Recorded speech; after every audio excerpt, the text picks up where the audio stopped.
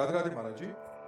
महाराज जी, खेल क्षेत्र में सफलता के लिए कर्म फल को समझने का सरल तरीका क्या है और क्या सफलता और असफलता में प्रारब्ध का प्रभाव होता है? अच्छा बच्चा, खेल क्या होता है? एक व्यक्ति से अकेले खेल नहीं होता। हमें लगता है जैसे क्रिकेट आदि। किस खेल में हो? महाराज जी फुटबॉल खेलते हैं, नेशनल प्लेयर है। हाँ, तो आपका एक बैच होता है ना। हाँ, मान लो आपने बहुत सफलता पूर्वक अभ्यास किया और बहुत सफलता पूर्वक खेले, लेकिन आपके जो और हैं, जो बैच में हैं, अगर उन्होंने वो अभ्यास नहीं किया तो आपको हार मिलेगी, क्योंकि संग दोष का प्रभाव पड़ेगा।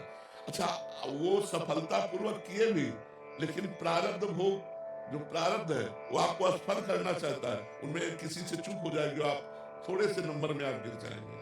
तो इसमें हमें चाहिए कि सब मिलकर के अभ्यास परायण रहें, अभ्यास दृढ़ करें। और कभी हार हो जाती है तो हम निराश ना हो, उसे अपना प्रारब्ध भोग समझ करके चुपचाप सहले और प्रयास करें।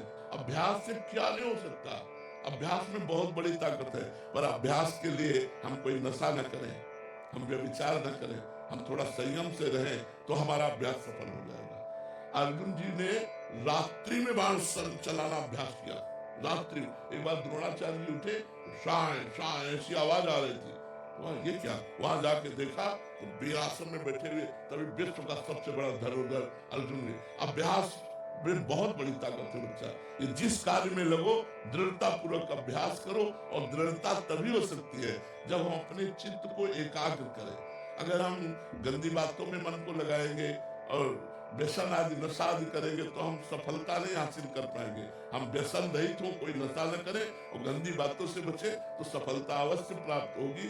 अगर कभी असफलता मिलती है तो पूरा बैच है, उनमें किसी के अभ्यास की कमी और बुरे प्रारब्ध के कारण आपको भी नीचा दिखना पड़ेगा, आपको भी असफलता लगेगी। इसलिए प्रयास करते हैं कि हमारा प्रारब्ध ऐसा होता है कि पूरी 11 का बैच रहता है हमारा टीम का, लेकिन उसमें से कुछ 1 2 3 जने होते हैं जो आगे जाते हैं, जैसे कोई इंडिया टीम में जाता है, कोई कहीं जाता है। तो हमारा इसमें क्या प्रारब्ध का भी बहुत बड़ा वो रहता है? प्रारब्ध का रोल तो रहता है और अभ्यास का भी रहता है। मतलब अभ्यास जैसे 5 ने साथ किया और 2 निकल गए, उसमें प्रारब्ध भी साथ दिया, उसका अभ्यास भी। अगर वो अभ्यास न करता तो प्रारब्ध क्या कर देता? अभ्यास भी किया और प्रारब्ध भी साथ दिया। आपका अभ्यास तो हुआ लेकिन प्रारब्ध साथ नहीं दिया, इसलिए आप रह गए। तो महाराज जी हमें पता कैसे चलेगा कि हमारा प्रारब्ध कब तक? असफलता जब मिलेगी तो अपने आप पता, सर्टिफिकेट मिल गई ना। असफलता मिली तो लगा ना कि हमारा प्रयास तो बहुत था, लेकिन असफलता मिल गई, इसलिए मेरा प्रारब्ध बहुत बुरा है जो मुझे नीचा दिखा दिया। अब अगली बार अभ्यास करूंगा जिससे प्रारब्ध को परास्त करके सफलता प्राप्त। बार बार थोड़ी प्रारब्ध आपको परास्त करेगा, इसलिए अगली बार फिर प्रयास। महाराज जी, प्रारब्ध जो मेहनत के साथ साथ और भी कोई उपाय हैं जिससे बहुत जल्दी प्रारब्ध दोष खत्म हो सकता है? हमें तो एकमात्र भगवान ही उपाय नजर आते, दूसरा तो कोई उपाय नजर नहीं आता। यदि संत और भगवंत का आशीर्वाद हो जाए तो प्रारब्ध एक कोने में रखा रहेगा, विजय श्री हाथ में आ जाएगी। ये बात तो हम आपको पक्की बता दे। यदि संत और भगवंत का आशीर्वाद हो जाए तो फिर प्रारब्ध का मतलब होता बुरा कर्म, तो वो भस्म कर देंगे अपने प्रताप से, हमारी विजय प्राप्त हो जाएगी। संतों का आशीर्वाद कैसे प्राप्त होता है महाराज? उनकी आज्ञा का पालन करने से। उनकी आज्ञा क्या है महाराज? नाम जप कीजिए और बुरे आचरणों से बचिए और कोई नशा न कीजिए। कभी कभी हार जाना स्वाभाविक होता है, कभी कभी स्वाभाविक भी ऐसा होता है।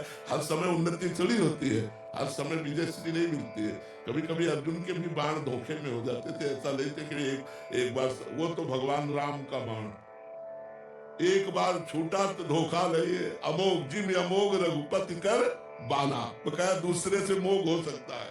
तो भगवान ही अमोघ है, भगवान ही विजय श्री है। भगवान का आश्रय विपत्ति और संपत्ति में समान भाव लाता है। तो आप खूब भजन कीजिए और प्रयासरत रहिए, नाम जप कीजिए और प्रयासरत रहिए। सफलता इस लोक पर लोक की सब मिल जाएगी।